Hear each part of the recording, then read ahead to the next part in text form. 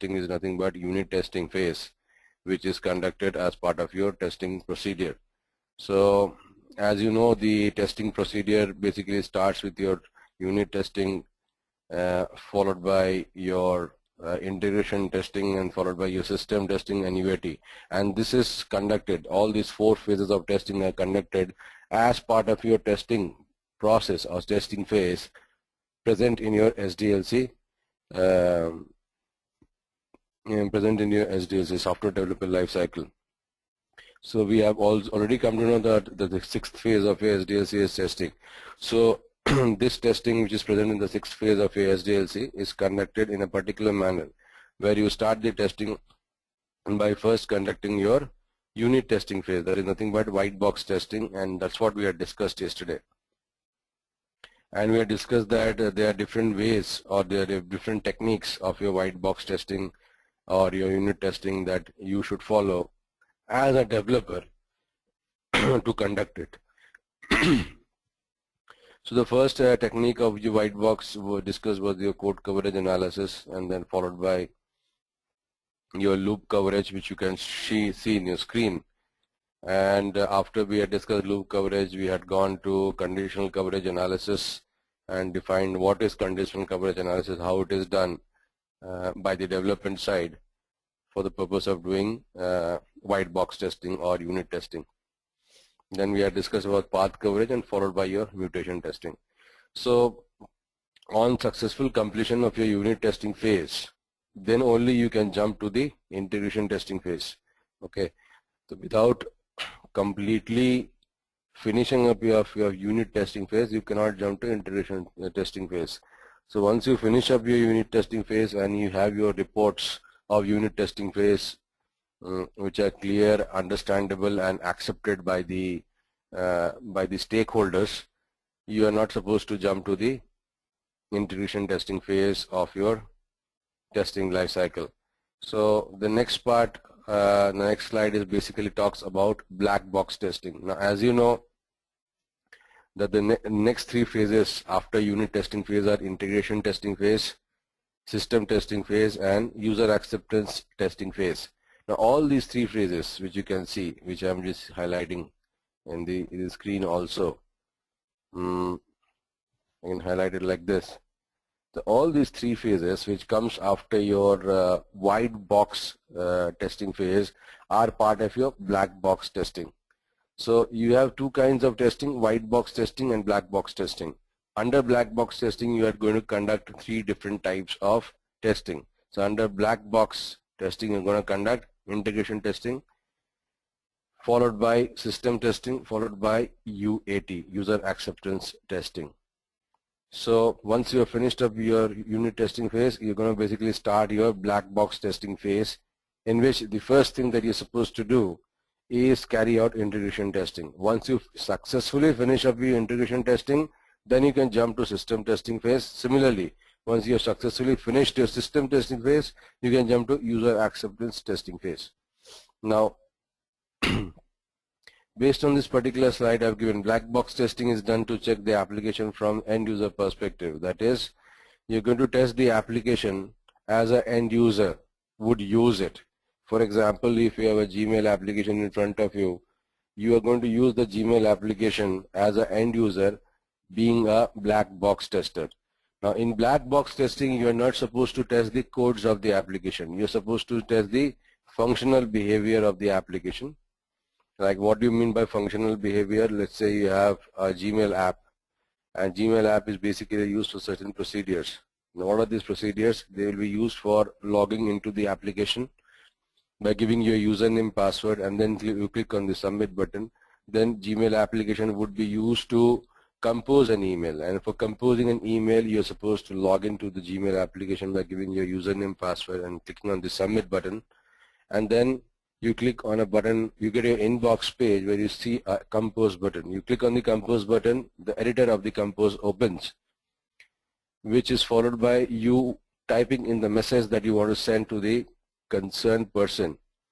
And whomever you want to send the message, the email address of the person has to be given.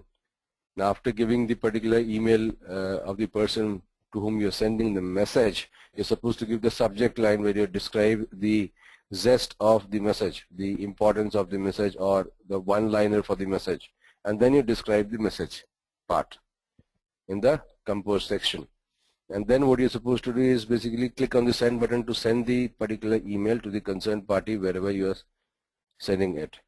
So that's basically part of your compose functionality of your Gmail application. Similarly, there is nothing but something known as your trash functionality. Trash functionality is basically used in Gmail application to send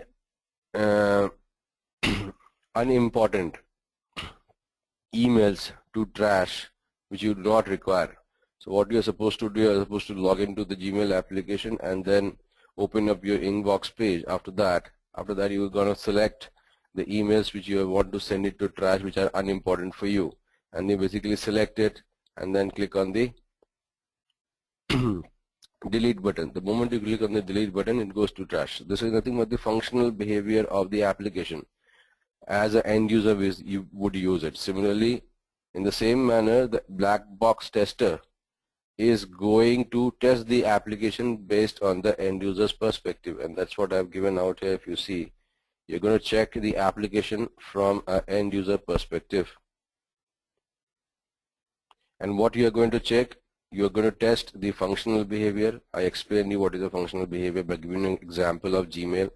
And then you're going to basically also test the non-functional behavior of the application. And that primarily means what? That primarily means that you're basically testing the performance of the application. So the non-functional behavior of an application as part of your black box testing is nothing but you're going to test the performance of the application. I told you that particular day also, performance of the application is nothing but the response time of the application based on the request sent by the end user. So for example, I take the same stuff that your Gmail application. Now you want to log into the application, you're supposed to give username and password, and you click on the submit button. The moment you give your username and password and click on the submit button, you're sending a request to the backend servers, to the backend machine, which you do not see. And these backend machines are nothing but your application servers and database server. So what you see in the front end is nothing but your browser, and the application opens in your browser. So that becomes the client for you. So you're basically sending request to the client, and client here is nothing but the application opening on the browser. So browser becomes your client. So you send all your requests to the application through the client. That is nothing but the browser on which your application has opened. So browser becomes your client, and you're sending this particular request where? You're sending the request to the back-end application, or nothing but the back-end servers. The back-end servers is nothing but your application servers, your web servers, your database servers. These are called back-end servers. So based on the request that you send from the client, based on the request that you send from the browser, or you can say based on the request sent from the front end, the response comes from the backend servers. In other words, the response to your request comes from the backend servers. Okay, and this happens in a particular period of time. This takes a particular time period. So you have to wait for a specific time period to get your response. So for example, you are basically sending a request to open up your inbox page in your Gmail. So for sending this particular request, browser, and give your username and password and click on the submit button. The moment you click on the submit button, you're sending a request to the backend servers. These backend servers are nothing but servers which you do not see in the front end. And these backend servers are going to open up your inbox page into your where it is going to open your inbox page on the browser. So the moment you log in, you click on the submit button, you have to wait for a particular specific time period to get a response from the backend servers, and this response is nothing but opening up of the inbox page. So there's a time lapse between the time you send your request by clicking on the submit button and the time you get your inbox page on the browser. This time lapse is nothing but the response time. So this response time is also tested as part of your non-functional behavior, which I have highlighted out here. Similarly, your black box testing is also done to test the business scenarios of the application. The business scenarios of the application means what? Now, what do you mean by the term business scenarios? Business scenario would mean any transactions which starts with a login procedure and ends with a logout procedure. So a business scenario are scenarios which starts with a login procedure, then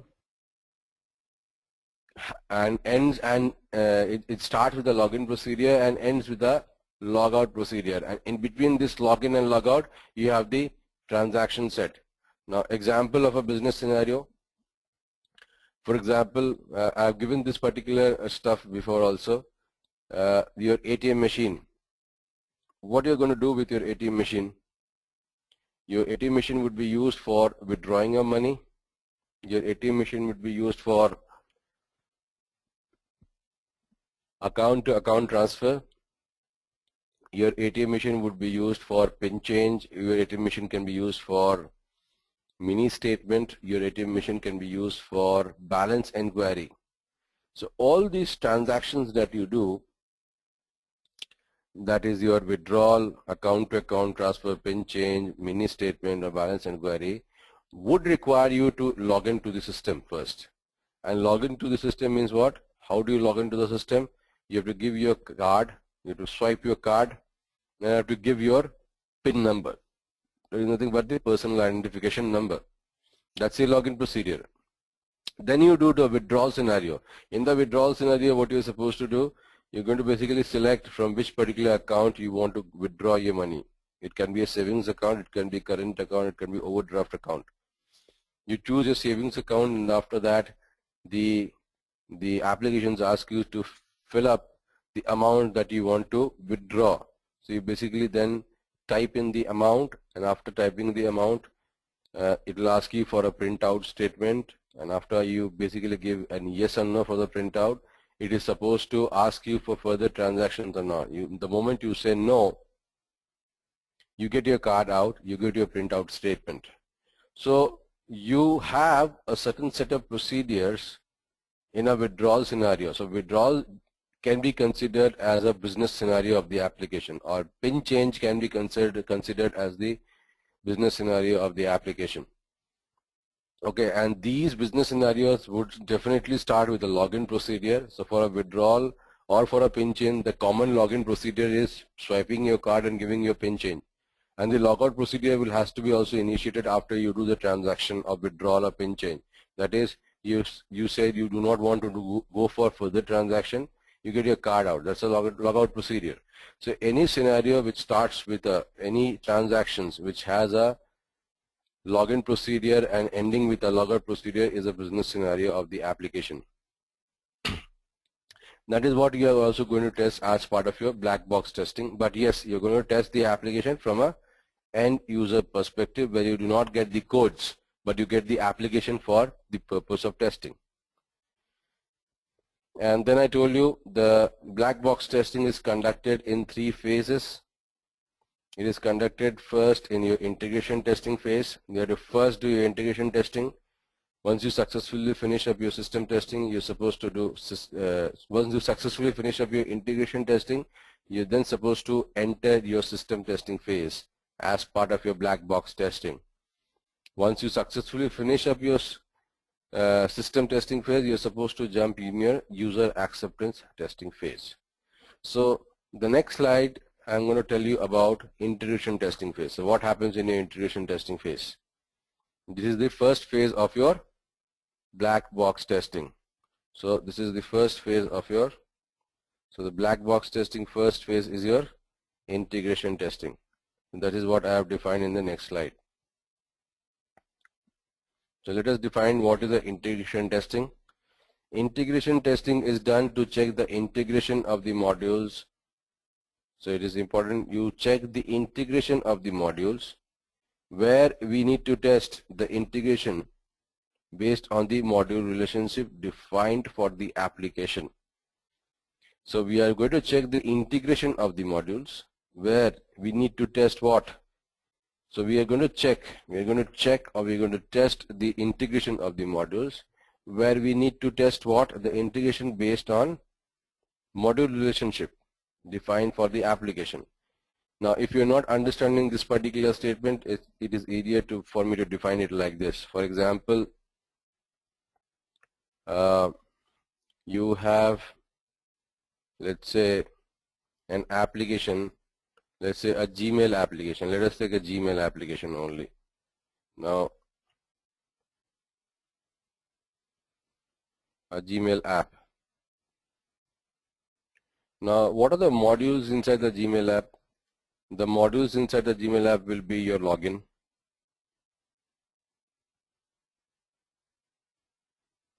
other modules of your Gmail application is your compose,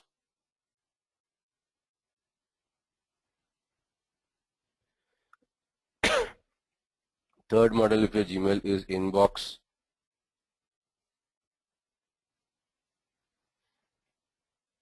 fourth module of your Gmail is outbox,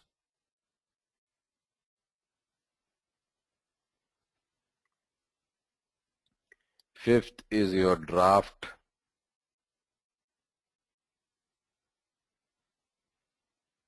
sixth is your probably send mail,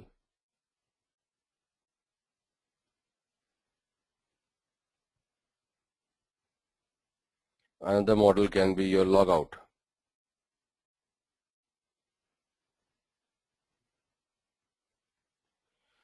Now in terms of integration testing, what you're supposed to do, that is what I'm going to tell you, and that is what I'm going to try to make you understand the first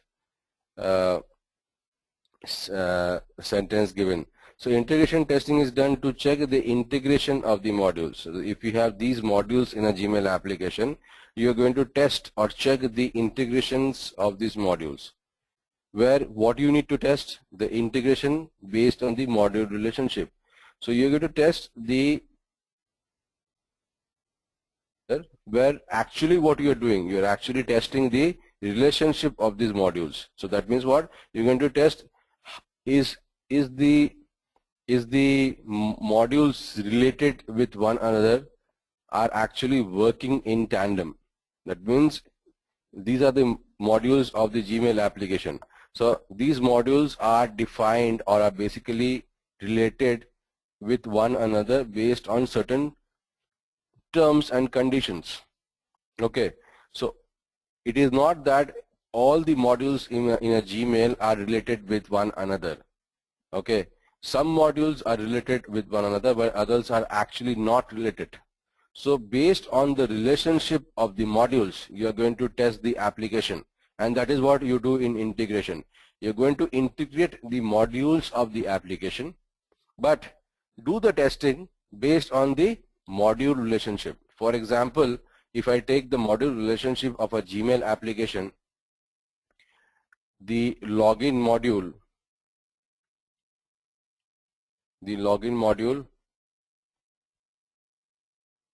is related with what other modules? They are related with, it will be related with your inbox, it will be related with your outbox,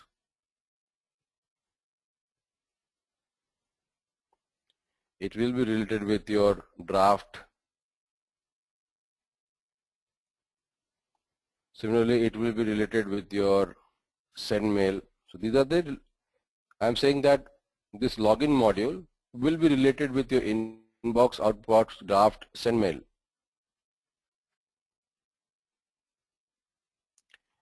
And it will be related with your compose also.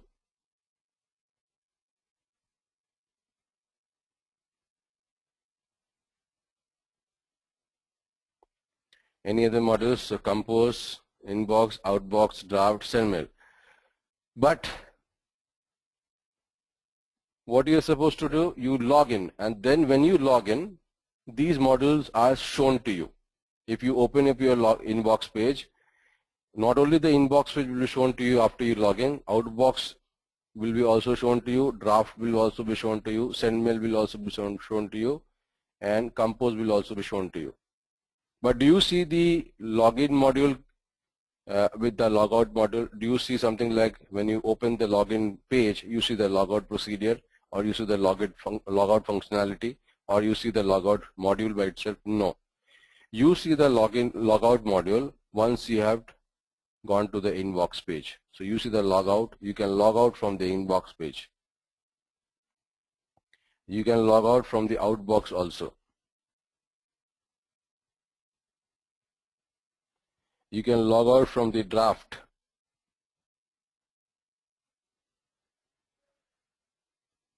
You can log out from send mail.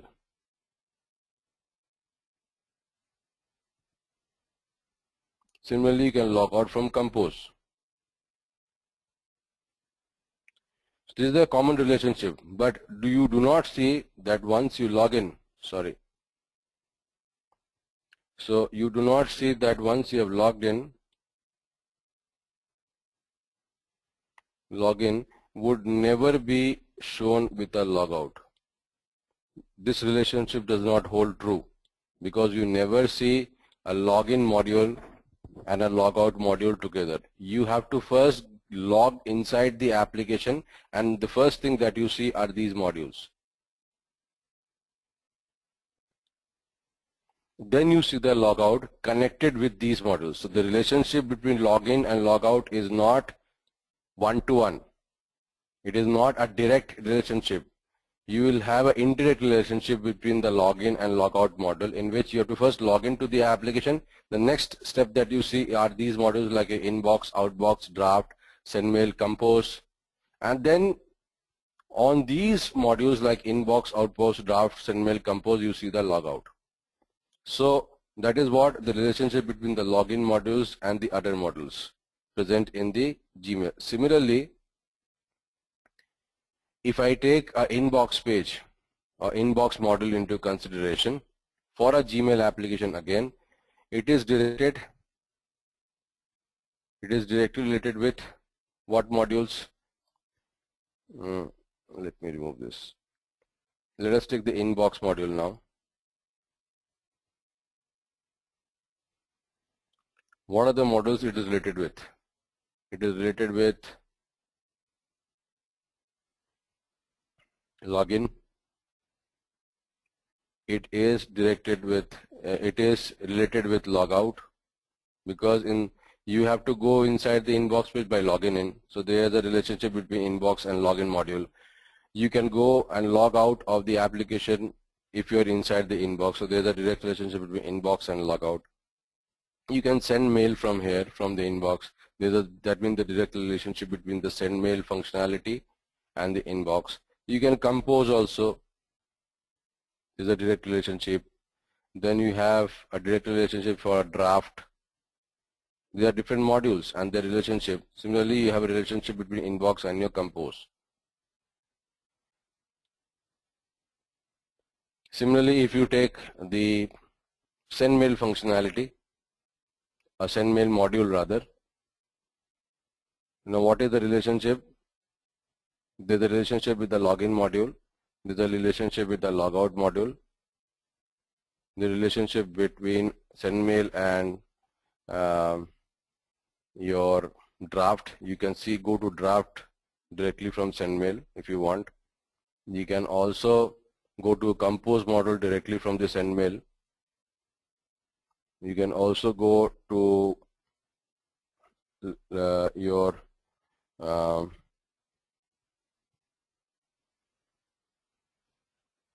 compose, draft, login, logout.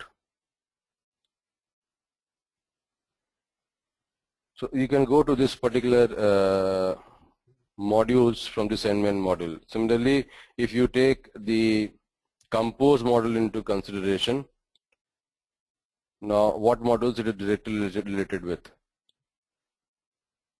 It is related with login, because you can log in and go to the compose module directly. You will also see the logout procedure from the compose module. You can go to the logout module directly from the compose module. You can go to the draft module also. Similarly, you can go to the send mail module directly from the compose and all these things. Similarly, if you take the draft as a module, what is the relationship between the draft module of your Gmail application with the other modules of your Gmail? You can see like this. So what I'm trying to show you is nothing but the relationship of the modules of the Gmail with one another. Some modules have direct relationship, that you can basically go from one module to another directly. Some modules have indirect relationship. For example, login and logout have indirect relationship. You never see a logout module with a login module. You have to first log into the application, then you see the inbox module or the outbox module, you see the send mail module or the compose module or the draft module, and then you can log out from inbox module or from your outbox module, from your send mail module, from your compose module, from your draft module. So you have to understand the module relationship. You have to understand how are the modules related with one another. So based on the module relationship, you're going to test the application. So that's why I've written that integration testing is done to check.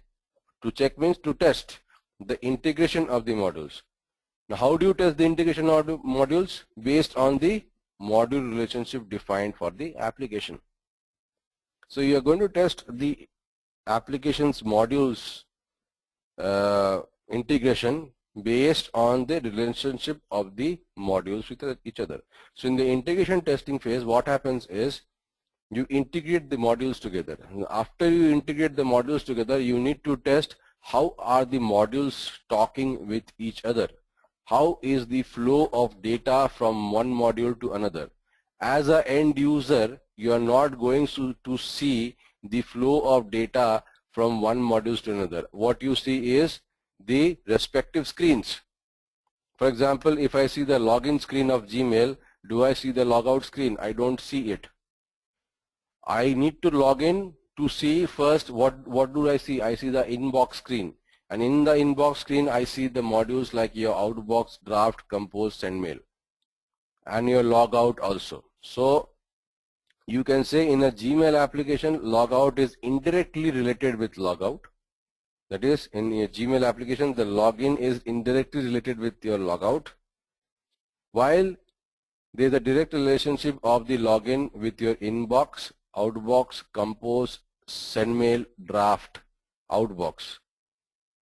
And there is a direct relationship of the logout module with the inbox, outbox, compose, send mail, draft.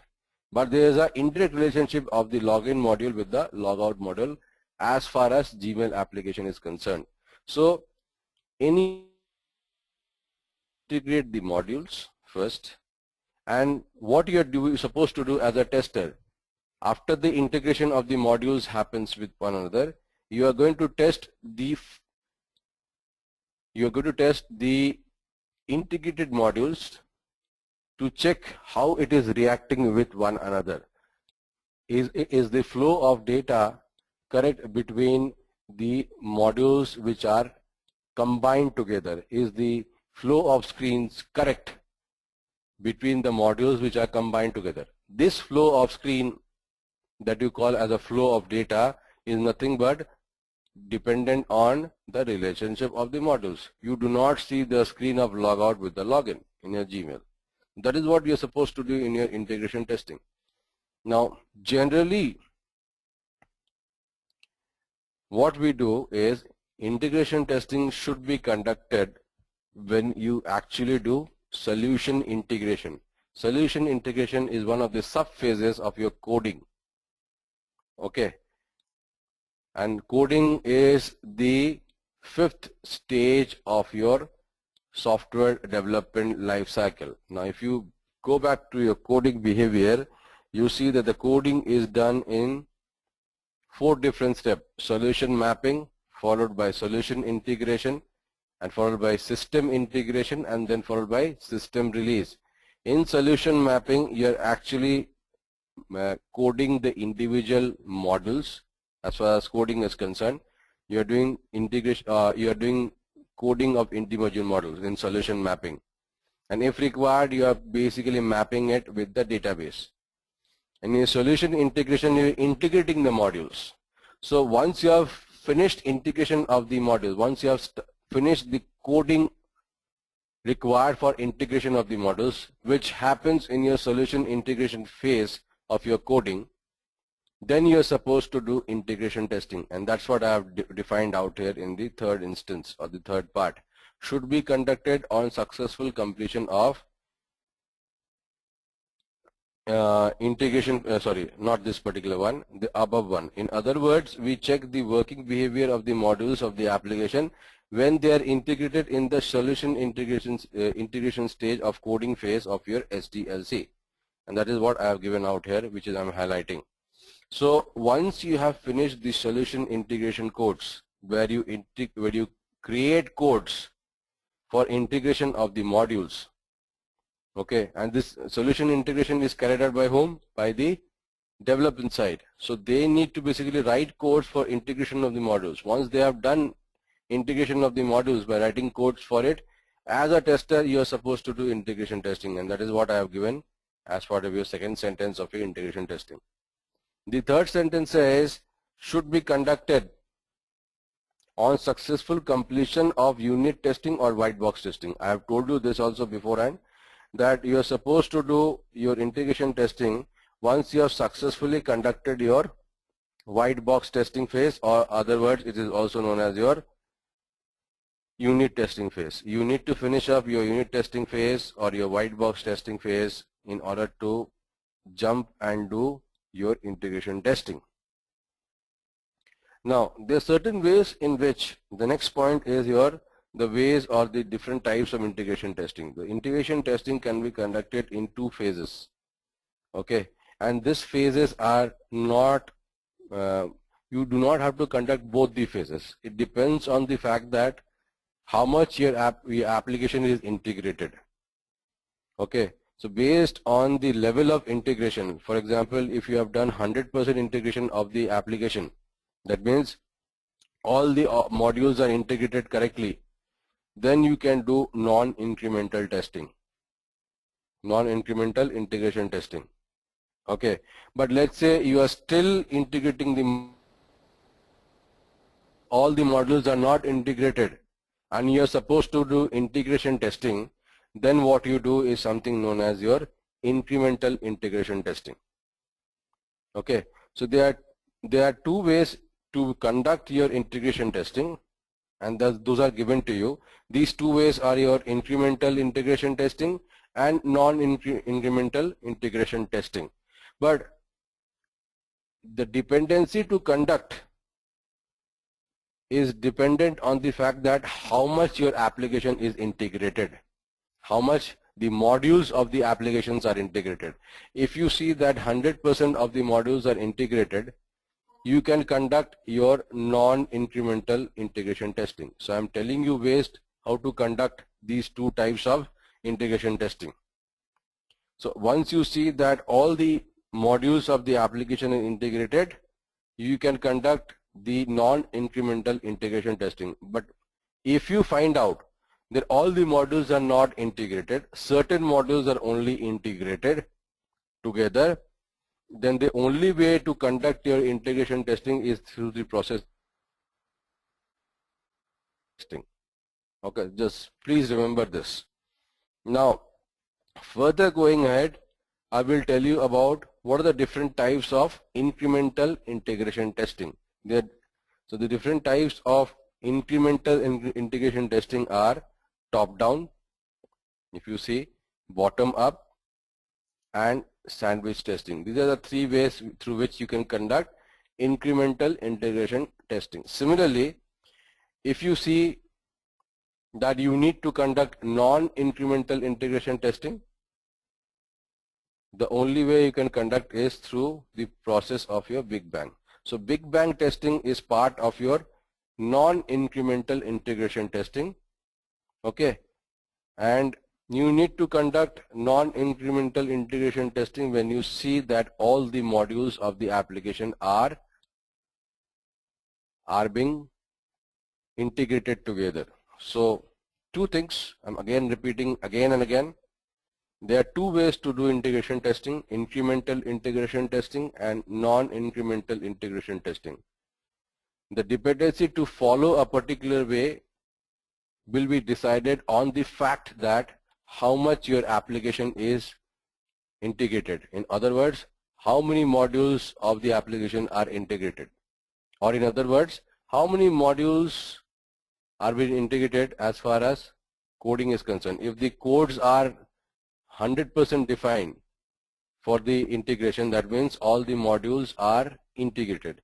If you have coded only, let's say 50%, that means all the modules are not integrated with one another as far as solution integration is concerned. Because in solution integration stage, you are going to integrate the modules by writing codes for it. So if you have written 50% of the solution integration codes, that means all the modules are not integrated.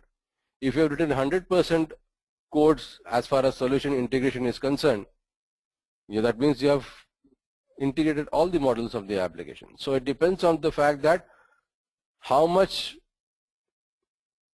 integration is done. If you have done 100% integration of the modules, you can directly go for non-incremental integration testing.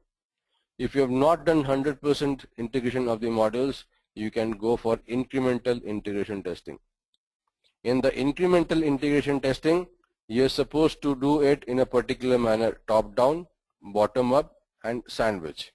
When you are conducting non-incremental integration testing, which you conduct when 100% of the modules are integrated, you're supposed to do by following the Big Bang testing procedure. Okay, so that's about integration phase. Now, coming back to it, I'm going to tell you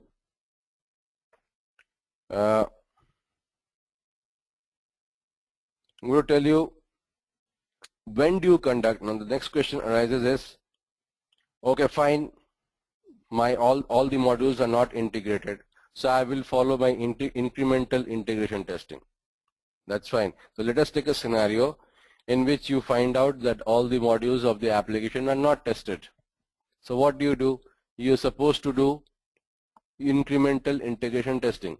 Now under incremental integration testing, you can conduct either top-down or bottom-up or sandwich testing. You're not supposed to do all the three types of testing as far as your incremental integration testing is concerned. You can take up one of these three defined testing required for incremental integration testing. The dependency to choose one of the testing types, that means the dependency to choose top-down or bottom-up or sandwich testing also basically depends on something. So you are when all the modules are not integrated, that's fine. But when do you decide to do top-down? When do you decide to do bottom-up integration testing? When do you decide to do sandwich incremental integration testing? Because sandwich, top-down and bottom-up are part of your incremental integration testing. So these are nothing but different ways to conduct your incremental integration testing. So you need to now understand under what condition you are supposed to do top-down, under what condition you are supposed to do bottom-up testing, under what condition you are supposed to do sandwich testing, and that is what I am going to tell you right now. So let us take first the top-down. So top-down means what is the condition under which you will take your top-down incremental integration testing? Top-down. So what are the conditions under which you will basically take this type of incremental testing? Now, as you know, incremental testing is nothing but you are testing the application with the fact that not all the modules are integrated. Okay. Now let us understand a module like a cone behavior. Let's say this is a cone of an ice cream. This is the ice cream part. This is the ice cream.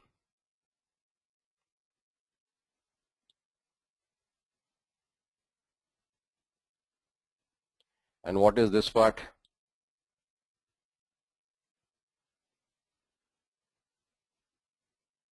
So this part which I am highlighting through the bracket is nothing but the biscuit of the cone. See the topmost portion which I am highlighting like this, or let me draw it like this, you'll understand it. The portion which I have drawn, or I am drawing right now, is nothing but the ice cream part, and below the ice cream what you see is the biscuit part. That is what a cone will define. A cone of ice cream will define. Now if you see from, let's say you take your ice cream and you view it from the top end. So let's say you view this particular cone which is having the biscuit part as well as the ice cream part, and you view it from this particular end, from the top. So top view. So top view of the ice cream will show you what? Top view of the ice cream will show you only the ice cream part. Would it show the biscuit part? It will not show the biscuit part.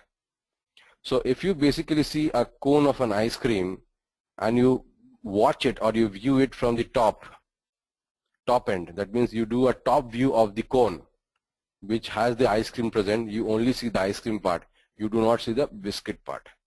Why it is relevant for me? Relevant for me because of this particular reason. So let us go to top down module.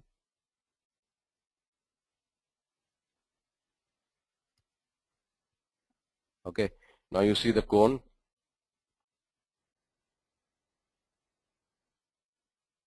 and this is the biscuit part. Now as I told you, you see the ice cream or the cone of the ice cream from the top view, you only see this particular portion, you do not see the biscuit portion. So why I am making you realize this particular thing? I am making you realize this particular thing because you need to analyze under what condition you are supposed to do top-down testing. So now let us see, compare this particular cone of an ice cream with an application. Okay, so let us define this cone as an application. So let us define this ice cream part, that is the topmost part of your cone, as module 1, which is equal to the ice cream part.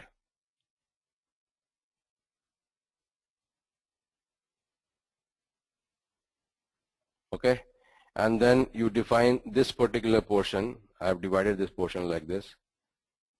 This is, let's say, this is module 2. Module 2 of the application.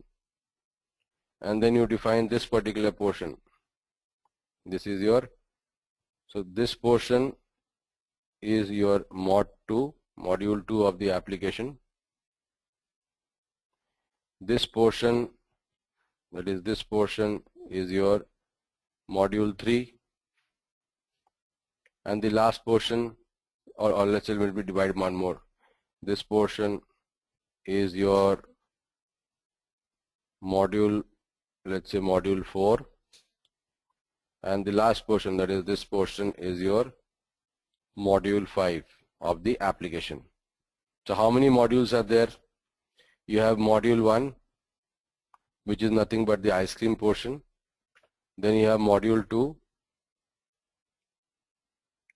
which is part of the one of the modules of the application. Then you have module 3.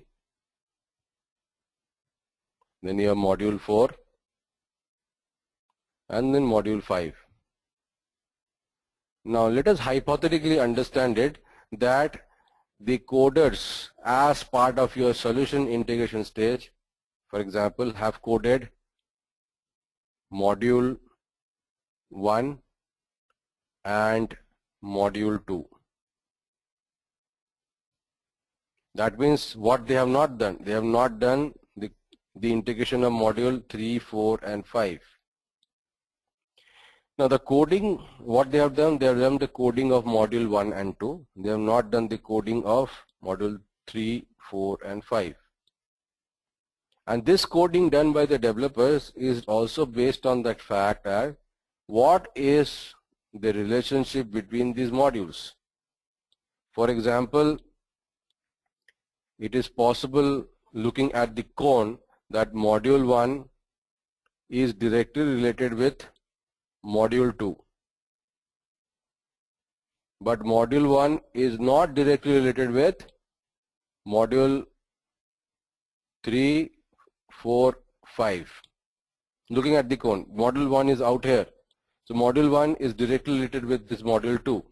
But module 1 is not directly related with module 3, 4 or 5. Similarly, module 2 is directly related with module 3.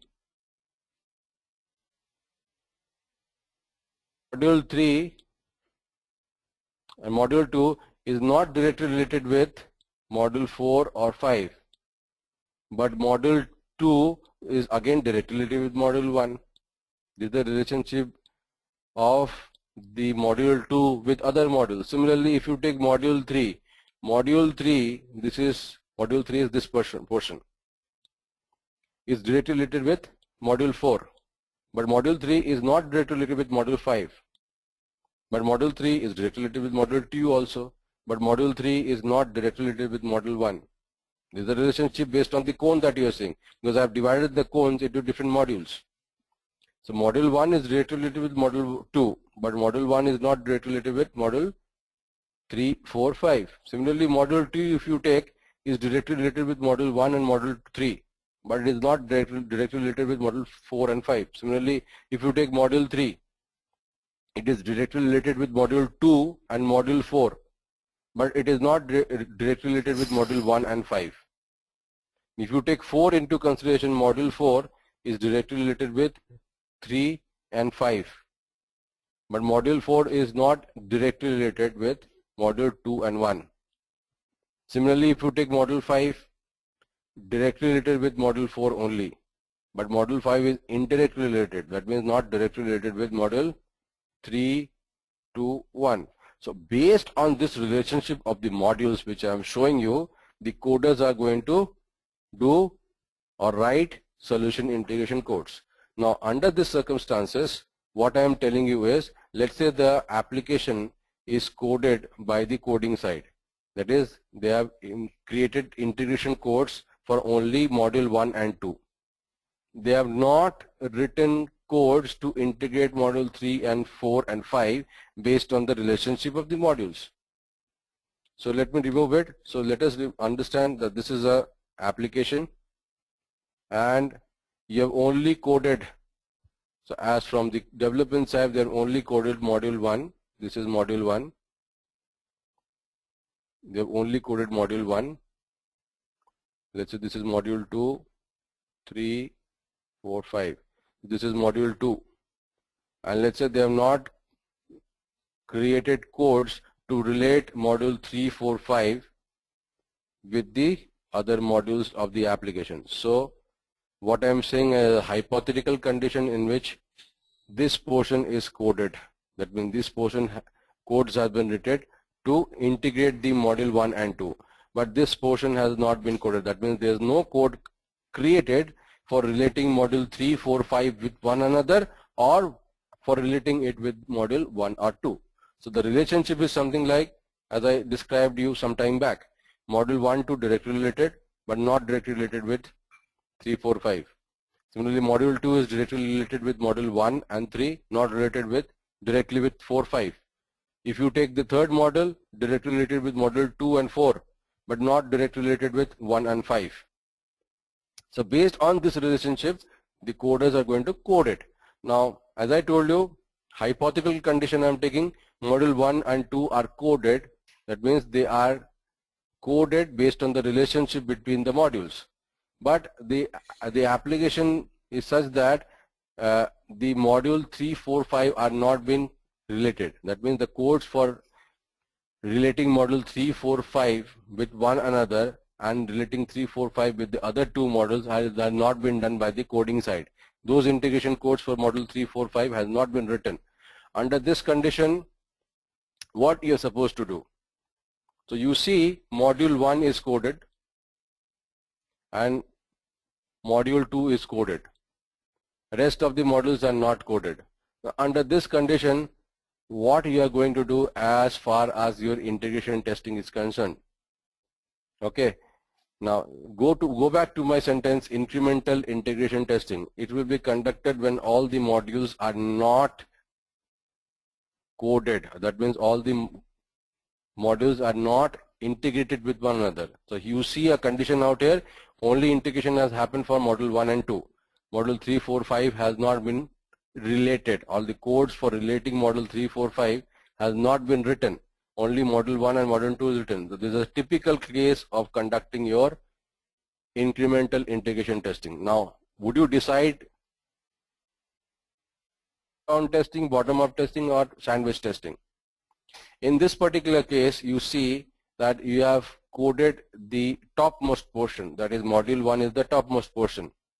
Correct? Module 1 is the topmost portion. That is nothing but the ice cream part. You have coded, the coders have coded the ice cream part and the biscuit below it, that is module 2 below it. That means they have created codes to relate module 1 and 2, but they have not written codes for module 3, 4 and 5. That means they have not written codes to relate module 3, 4, 5 with one another, or 3, 4, 5 to relate it with 2 or 1.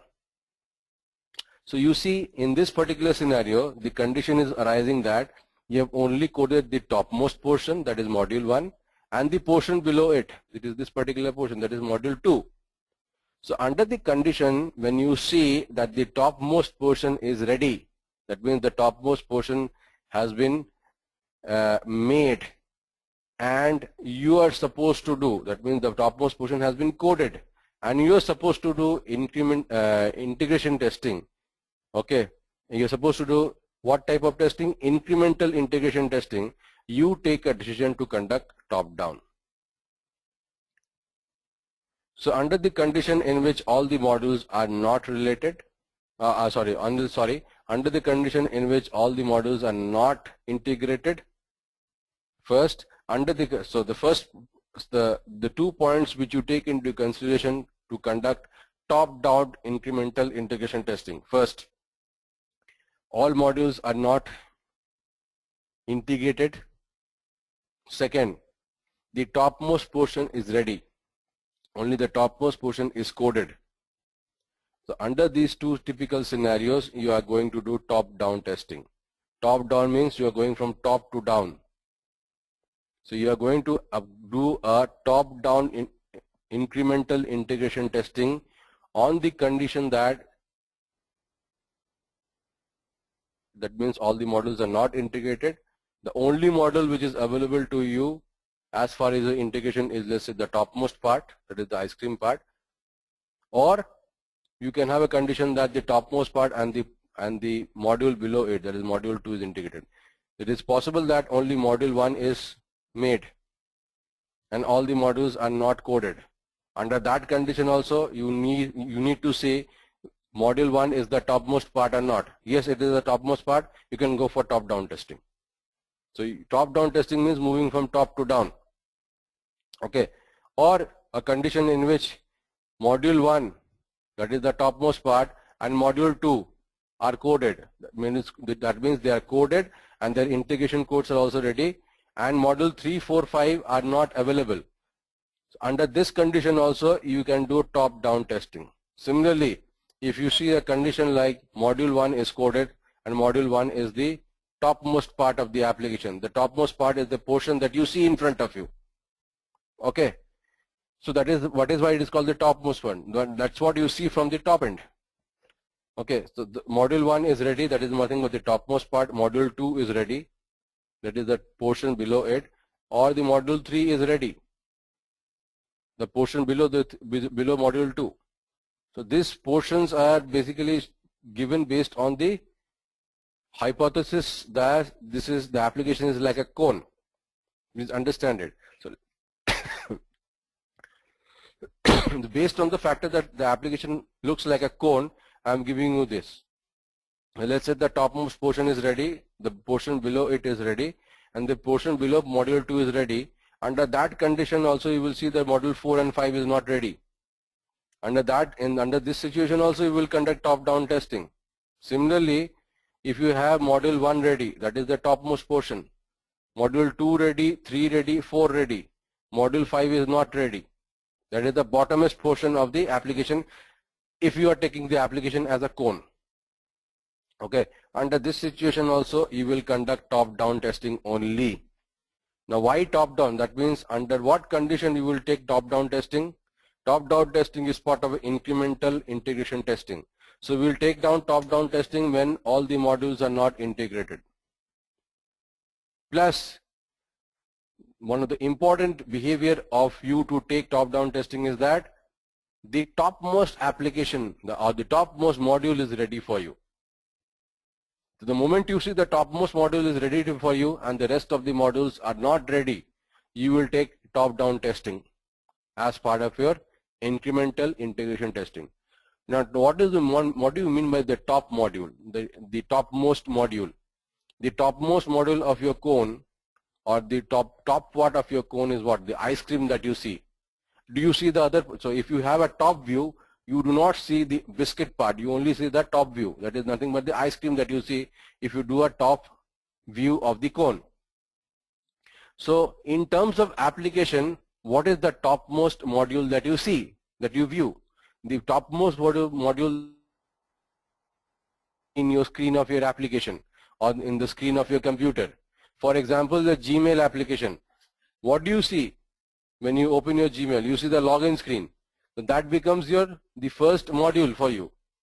The screen that you first see, the first screen is the topmost module for you. For a Gmail application, the first screen is the login screen. That becomes the topmost module for you. Okay, so that is what I mean by topmost. That the topmost module is the module through which you can control the application. You can control the behavior of the application. The topmost module is the module through which you can use the application. You can give inputs to the application through the topmost module to get outputs. So that's what you mean by the topmost module. So if this is a cone and the topmost module is ready for you, then you are supposed to do top-down integration testing. Okay.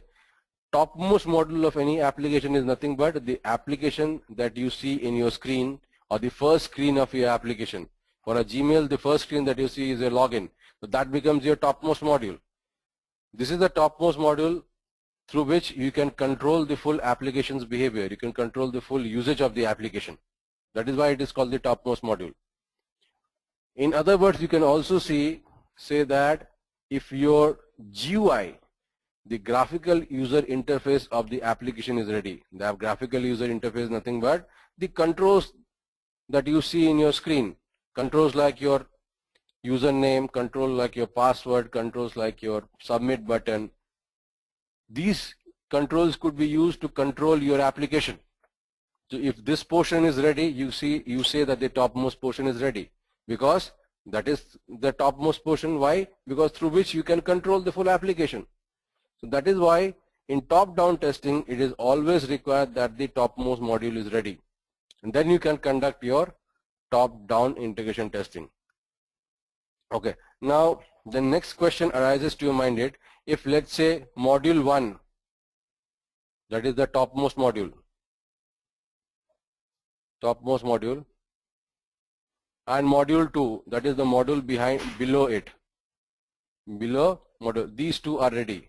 Now, as this I am speaking as far as taking the application in the form of cone. So this is module 1, this is module 2, this portion is module 2, then you have 3, 4, this is 3 portion, this is the 4th module, this is the 5th module. Now let's say module 1 and module 2 is ready. This portion is absolutely not ready. This portion is not ready. That means this portion has not been coded. That means this portion has not been related with one another. That's what I mean, not been ready. So 3, 4, 5 are not ready. What is ready is the topmost module, that is the module 1 and the module below it. So if the topmost module is ready, as I told you, you need to do top-down testing. You have to go from top to down. So how do you do top-down testing when the topmost portion is ready, that is module 1 is ready and module 2 is ready? So what do? The application, now understand one particular thing, the full application as far as your integration testing is concerned, you are not going to understand how the modules react with one another. You're not going to you will not be able to test, or you will not be able to conduct integration testing if the if all the modules are not related, if all the modules are not coded. So basic funda to do integration testing is that if all the modules are not coded, or in other words, if all the modules are not related, you cannot do integration testing. And in this particular condition, your topmost portion or the topmost module is ready and the module below it ready. How will you do integration testing? Because the funda says all the modules should be ready to conduct integration testing. Now under this condition, you see only module 1 and 2 ready. So how will you do integration testing? So what you are supposed to do is, if module 3, 4, 5 are not ready and you are of the full application, where you see only module 1 and 2 are ready, and where module 1 is the topmost module, what you are supposed to do for module 3, 4 and 5, you create a stub. Now what is a stub? Stub is a pseudo part which acts as though it is module 3, 4 and 5. Now understand one thing, 3, 4, 5 has not been coded. In other words, 3, 4, 5 has not been related with one another, or neither it is being related with module 1 and 2. So you are not written integration codes to relate 3, 4, 5, nor you have written integration codes to relate 3, 4, 5 with 1 and 2. So under that condition, only module 1 and 2 has been related. That means under only module 1 and 2 has been written for in terms of integration codes. So in this particular condition, you cannot do integration testing, because the integration testing says all the modules should be integrated. Then only you can do integration testing. Then the condition in which you see that the topmost portion is ready, that is module 1 is ready and module 2 is ready. Now you are told to do integration testing as a tester. So what you are doing, you cannot do it because 3, 4, 5 has not been related or not been coded or not been integrated with module 1 and 2, because it is not being coded. So 3, 4, 5 is not available, and you are supposed to do integration testing, and you are supposed to follow top-down integration testing, because module 1 is the topmost part and module 2 is the module below module 1. So in this particular condition, what you are supposed to do is, if you take this particular cone, this is mod 1 and this is mod 2, you create a stub for 3, 4, 5. You create a stub for this particular portion. Now stub is nothing but, it is a set of codes, it is a set of pseudo codes which works as though it is module 3, 4, 5. It is not the actual codes for module 3, 4 and 5, but it acts as though it is acting as though it is a code for module 3, 4, 5. So you create a temporary code, and this temporary code for module 3, 4, 5 is called a stub. Now what is a stub? A stub is a temporary set of code which is made to do integration testing, and this stub is nothing but acting as though it is module 3, 4 and 5. So once you create this stub has to be integrated with module 1 and module 2. So module 2 and module 1 will be integrated with this stub, and this stub is representing module 3, 4 and 5. So it is not a real-time code, it is a pseudo code made for module 3, 4 and 5. Now why it is called a stub? A stub is a function,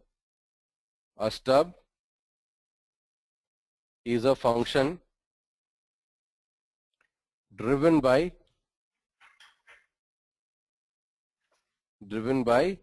another function.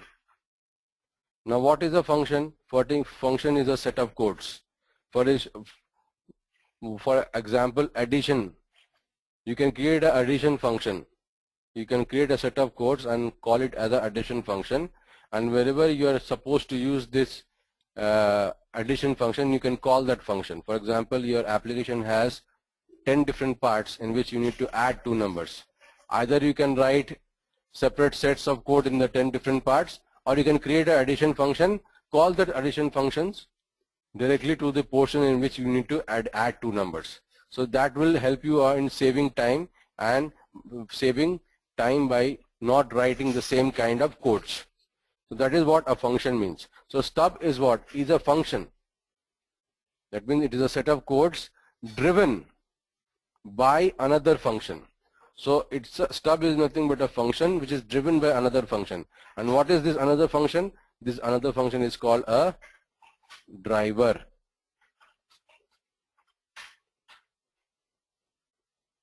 So stub is a set of function,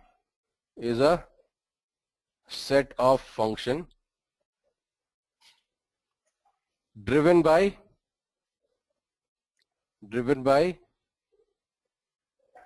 another function. So this another function is nothing but the driver.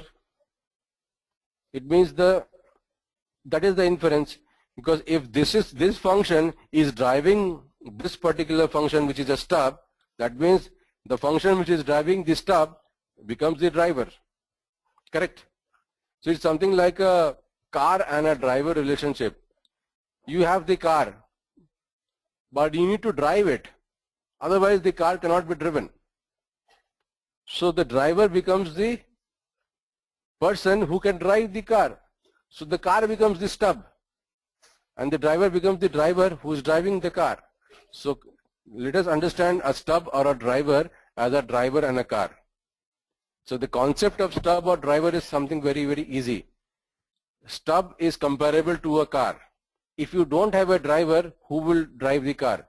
So you need a driver to drive the car. Similarly, you need a driver to drive the stub. So stub is what? Is a set of functions. What is a driver? Is also a set of functions. So a set of functions which is driving another function is called a driver.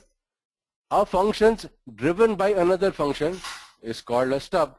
A stub is a function driven by a driver. A stub is a set of functions driven by another set of function, and this another set of function is called a driver. So stub is something which is always driven by a driver. So here for your module 3, 4 and 5, this is a cone now again. Module 1 and module 2 are coded. Module 3, 4, 5 are not coded. So for module 3, 4 and 5, you create a stub. That is a set of functions which acts as though it is module 3, 4 and 5. That means it is not a real-time code, it is a pseudocode. Only required for the purpose of doing integration testing. Why for the purpose of integration testing? Because integration testing says that all the models should be coded, all the models should be integrated. Now here that you see 3, 4, 5 are not being related or not being integrated with module 1 and 2. You only see module 1 and 2 is integrated. And module 1 is the topmost module, okay, and module 2 is the module behind it or below it rather. So in this particular scenario, you're supposed to do top-down testing. How will you do top-down incremental integration testing? You create a stub for the portion which is not been integrated. So you create a stub for the portions 3, 4 and 5, club it with module 1 and 2, and then you test it. So you're creating a stub for 3, 4 and 5 which you are clubbing with module 1 and 2. And this is basically done with the scenario that module 3, 4, 5 are not being integrated with module 1 and 2. And only module 1 and 2 are integrated in real time, where module 1 is the topmost part, module 2 is the module below module 1. So you create a stub which is nothing but a set of functions. Now the question arises in your mind, a stub is a set of function, he said, but I also said stub is a set of functions driven by a driver. Now what is this driver? Driver is also a set of function. So you have created this stub for module 3, 4 and 5. This is nothing but a set of function. But who is driving this stub? Who is driving this stub? As I told you, stub is a set of functions driven by another set of functions. So stub is a set of functions driven by another set of functions. Driven by another set of functions, that means A driver is driving the stub. Where is the driver in this particular analysis? Now you have created this stub, which is nothing but module 3, 4 and 5, which is nothing but a set of functions which you have created as it is required, because module 3, 4, 5 are not coded in real time. They are not been integrated with module 1 and 2 in real time. So you create a pseudo code. You create a pseudo code to represent module 3, 4 and 5, and this pseudo code is represented, and this pseudo code is nothing but the stub that you create. Okay, and this stub will represent the module 3 and 4 and 5 not in real time. It is not a real time code, it is a pseudo code or a temporary code required for the purpose of doing integration testing. Now if you have created a stub, where is the driver to drive this stub? So stub is a set of functions, driver is also a set of functions. A driver drives the stub, or in other words you can say a stub is driven by the driver. So if you have created this stub, where is the driver for it? Who is the driver? This portion becomes the driver. Why this portion becomes the driver which will drive this stub? Because as I told you, driver is somebody who can manipulate the car. You can manipulate the mean machine. You can manipulate the car in terms of speed, in terms of brakes and other things. So the module 1 and 2 becomes the driver for the stub, which is a representation for module 3, 4 and 5. Why module 1 and 2 is the driver? Because it is coded in real time. Module 1 is the topmost portion. So topmost portion I told you is the screen that you see in your computer, which has controls like your username, password, let's say Gmail application. So you give data to it and can control the flow of the application, giving certain data to these screens, where you give the data to your controls like your username and password to get inside the inbox page. So you can control to get your inbox page by giving a correct username and password to your login screen. So you can control the flow of data through these screens which has these controls. So you're controlling the application from the topmost screen, because you do not see the other portions of the application, you do not see the other modules of the application until unless the topmost screen is in front of you. It is through the topmost screen you control the full application. The controls, the topmost screen will have certain controls like username, password or submit button. You give correct data and the flow of the application will happen based on the correct data that you have given in the topmost screen. That is the screen which is present in front of your computer. And that is why module 1 and module 2 becomes the driver, because you can drive, you can control the stub portion, which is representation of module 3, 4 and 5 through this driver which is defined by module 1 and 2. Let's take another instance. This is the cone, only module 1 is ready. That means the topmost portion is ready. The topmost portion is the portion through which you can control the full application. Now what is not ready? This portion is not ready, and this portion is nothing but module 2, 3, 4, 5. So what do? You need to do integration testing, and integration testing says all the modules should be integrated together. Now in this particular scenario, all the modules are not integrated. 2, 3, 4, 5 are not being integrated with module 1. Only module 1 is ready. Module 1 is the topmost portion, the portion through which you can control the rest of the application, because it is the portion which you see in front of your screen of your computer, through which you can control the full application. So what do? In order to conduct integration testing, you will do top-down testing first, because your topmost portion is ready, and you will do top-down testing. How will you do it? You know that you cannot do it because 2, 3, 4, 5 is not ready. So you cannot do integration testing. But let's say you're supposed to do it. What are you doing? What do? You have module 1 ready. Now for module 2, 3, 4 and 5, you create a stub. And this stub is nothing but a pseudo code representing module 2, 3, 4, 5. So for this particular portion, which is module 2, 3, 4, 5, you create a stub. Now a stub is something which is nothing but a set of functions which is driven by a driver. What is a driver? Driver is also a set of functions. So a stub is always driven by a driver. Stub is also a set of functions. Driver is also a set of functions. But certain set of functions are driving another set of functions. So the set of functions which is driving another set of functions becomes the driver. The set of functions which is driven by another set of functions becomes the stub. The stub becomes a set of functions driven by the driver. Now, is the driver ready? Driver is something through which you can drive the application. Yes, module 1 is the topmost portion of the application. It is the driver for the application through which you can control the application's behavior. So module 1 is ready. What do you need to do? You create stub for the rest of the application. So you create a stub for module 2, 3, 4, 5. Club it with module 1. So module 1 becomes the driver now. So that now the stub which is represented for module 2, 3, 4, 5 will be driven by the driver, and this driver is module 1. And that's what happens in your top-down testing. You create, in top-down testing, you always create stubs. Because in top-down testing, the topmost module is always ready. And topmost module is the portion through which you can control the full application. You can drive the full application. That is why the topmost portion is called the driver.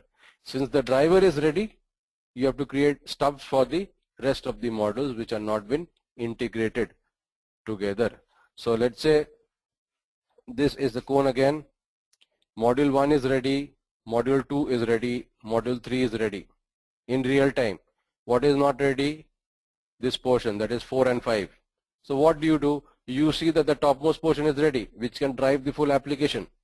But you cannot do integration testing because, so you see the topmost portion is ready, you can do top-down testing. That is the first approach.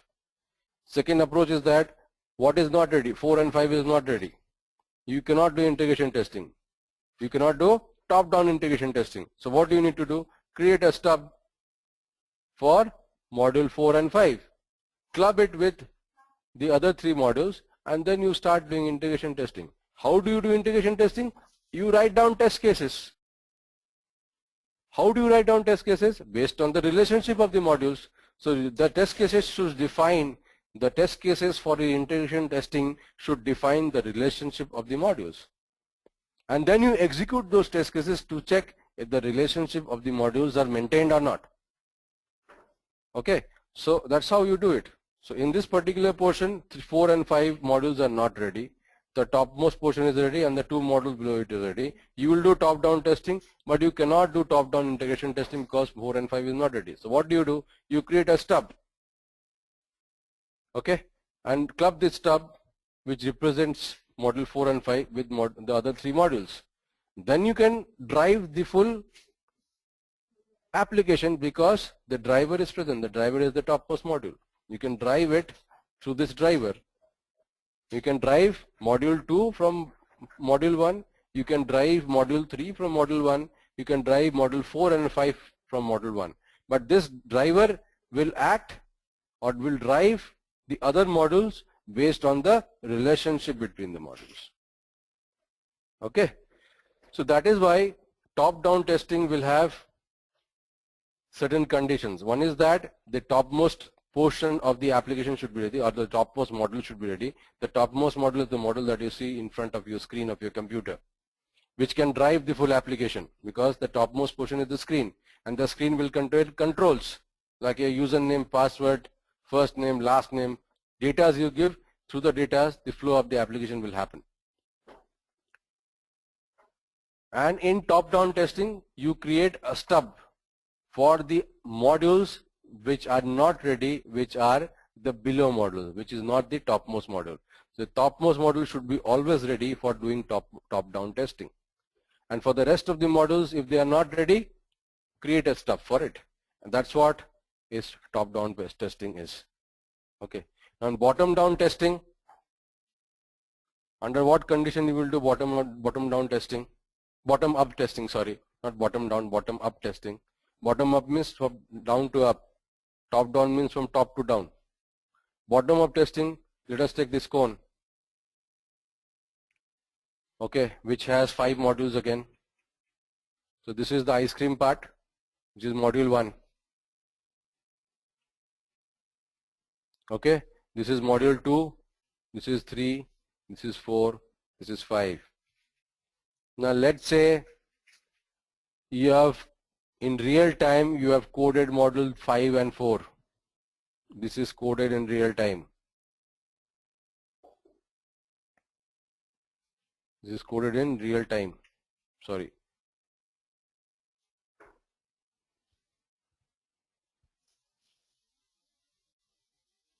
One, 2, and 3. What is the topmost module? Module 1. That is not ready.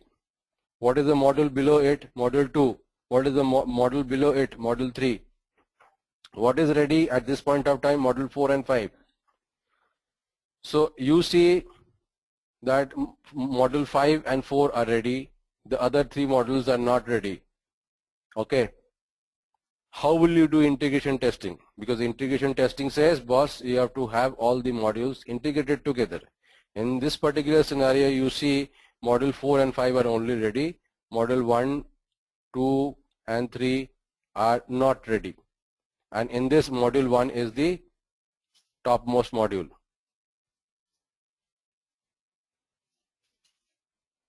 So module 1 is the topmost module. How will you do integration testing?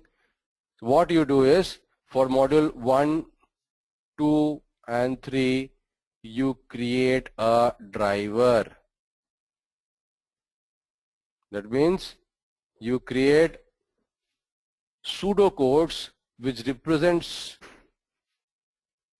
as though it is representing the modules 1, 2, and 3. So what do you do? Module 1, 2, 3 are not being integrated with module 4 and 5. You need to do integration testing. So what you are supposed to do for module 1, 2, and 3, create a driver. And this driver is nothing but a pseudocode which represents as though it is representing your 1, 2, and 3. Pseudocodes are not real-time codes. So what do you do? For module 1, for module 2, for module 3, this is 4 and 5. 4 and 5 are coded in real time, which is done already. So what do? You club the driver that you have created for module 1, 2, and 3. You club this driver with 4 and 5 and then do bottom-up integration testing. Why do you need to create a driver for a bottom-up integration testing? Because you see the topmost portion is your module 1 and below portions are module 2 and 3. Okay, so out here I told you module 1, 2, and 3 are not being coded.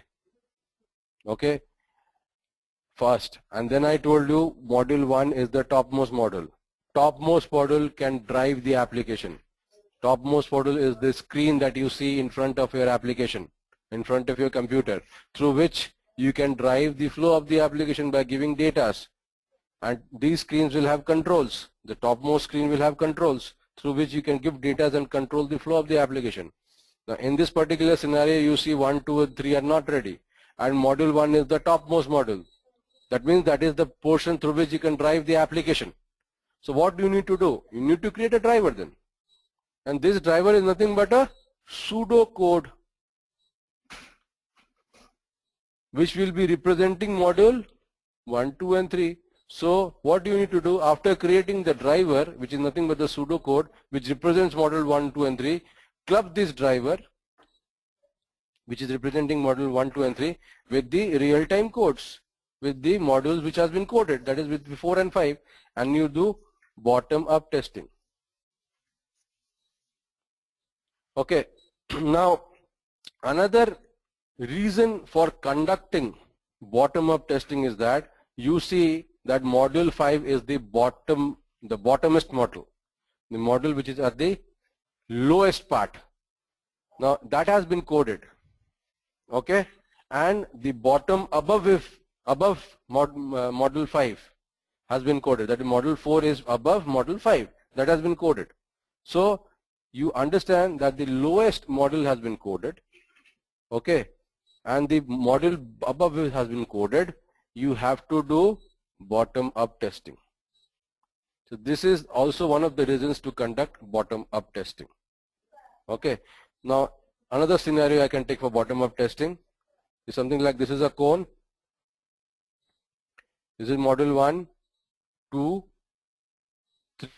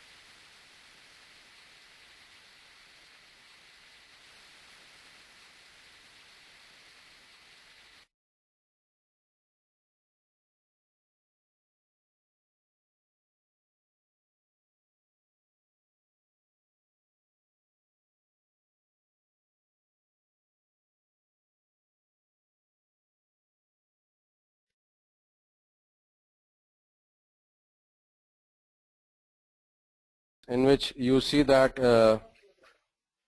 your module 5 is ready. It is coded in real time and is the lowest portion of your module. And what is happening, 4, 3, 2, 1 is not ready. So what do? You know module 1 is the topmost portion of the application and that is not been coded, and other modules like 2, 3 and 4 is also not been coded. So what do? You create a driver which is nothing but a pseudo code. This driver is nothing but a pseudo code which represents module 4, 3, 2 and 1, and you club this pseudo code representing 4, 3, 2, 1. So this driver is now clubbed. This driver which represents module 4, 3, 2, 1 is clubbed with module 5 to do integration testing, and module 5 is the lowest portion. Okay. So when you see the condition under which the lowest portion is ready, that the lowest portion of the application is ready, the lowest module of the application is ready, and you need to do integration testing, you need to do bottom-up integration testing. Okay.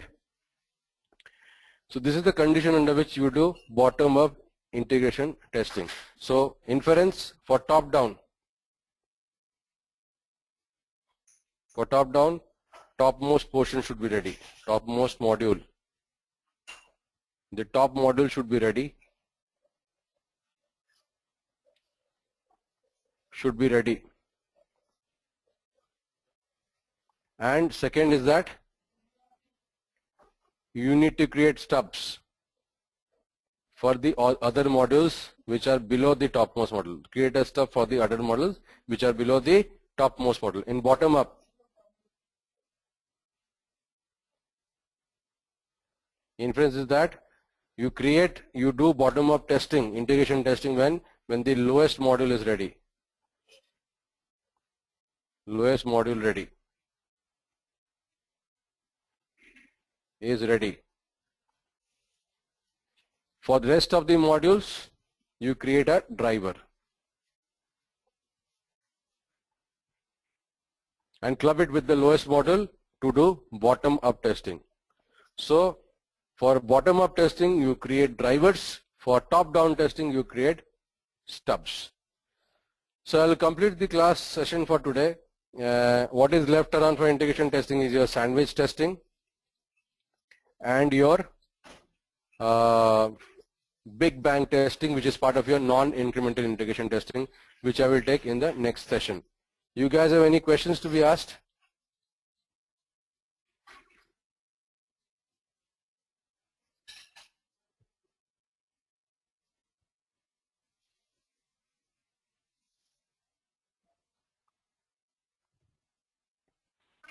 my body's always been a little faster than Western medicine. So. You guys are able to hear me? Yes, I can hear you. Okay, so My question is here's the last portion of my session. yes. What? Okay, so anybody has any questions? We were just playing a game. You can't just ignore the bet. It's a bet. Bet on a Beg your pardon? I have a question. Yeah, please ask me. Who will write down the codes for stub and Yeah, good question. Usman, right? Is it Usman or Vineet? Usman? Okay, Usman, that's a very good question you've asked. Now you're going to create stubs for your top-down testing. You're going to create drivers, which is for your bottom-up testing. These stubs or drivers are nothing but pseudocodes. Okay, they're not real-time code. They are acting as though they're real-time. These pseudocodes are written by the development side, and these pseudocodes will be given by the development side to the testing side after clubbing the pseudocodes with the rest of the models, and then the integration testers will test it. Clear? Okay, so they will club with each other. Yes. So what will happen is pseudocodes will be made either for drivers or stubs. Drivers are required for the purpose of doing bottom-up testing. Stubs are required for the purpose of doing top-down testing. Correct? Is this clear for you? Yes. Now the yes. question is that who will write this pseudocode? This pseudocode will be written by the development side, and then the development side will club this pseudocode representing either driver or stub with the rest of the models, and then they will give it to the integration testers or to the black box testers to do integration testing. Clear? Yeah. So tomorrow we don't have a class. Yeah, tomorrow we don't have a class. So when you're going to update the documents of this? Documents, yesterday I have updated quite a few documents. You can look at it. I believe you have seen the blog or not. I have updated documents on your SDLC. So you I will can look check to it. that. Yeah. Beg your pardon? I will check it today. Yeah. And also the videos will also be updated. And that is pending. So videos will be updated. The documents are already updated for your SDLC.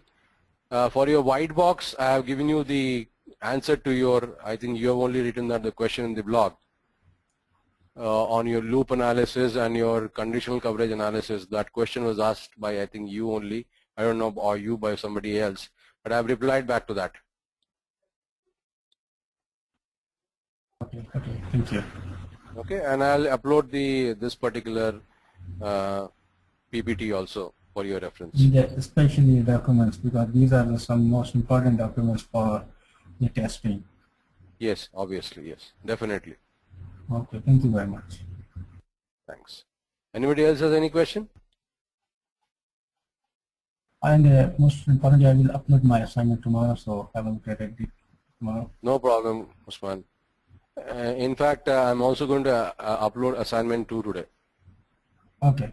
Okay. I will upload the first assignment tomorrow, then I will update the second one day after tomorrow. No problem, Usman. No problem. Jayashri, Surekha, Vineet, you guys have any questions? Please ask me. Yeah, this is Vineet. It's all good so far. I also must apologize. I never noticed the assignment thing until today morning. So I'll look at it and work on it later. Not a problem. You can also go through that particular site to look at the blogs. Because a lot of people ask questions. There are 2 questions being asked and answered to those 2 questions. That's going to help you out in your understanding and extra information. And plus you will have all your documents like your PPTs, videos, and extra documents also uploaded. You can also ask your own questions, Vineet. Yeah, I saw some of the PPTs today itself, so I'll work on that now. Okay, Vineet. All right, thank you. Good night. Thank you. Have a good night. Have a great day ahead. Thanks very much for attending. Good night.